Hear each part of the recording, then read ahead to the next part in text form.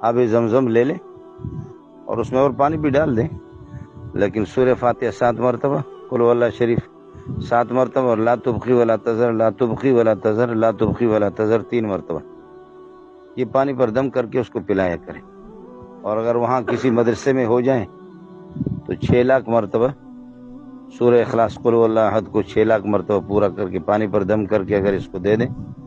اللہ کی ذات سے کبھی امید ہے پروردگار ان کے لیے کوئی صورت نکالے اور اللہ ان کو صحت تندرستی عطا فرمائے۔ باقی یہ عمل تو آسان ہے کہ یہ خود کرے، دن میں 4-5 مرتبہ کریں کہ سورہ فاتحہ 7 مرتبہ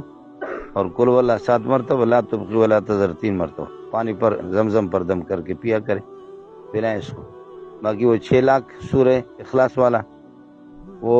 بہت مفید چیز ہے، ہمارے کابرین بھی وہی بتاتے ہیں۔ وہ کسی مدرسے میں مختلف لوگوں کو بٹھا کر کے اگر ان سے استعداد کو پوری کر کے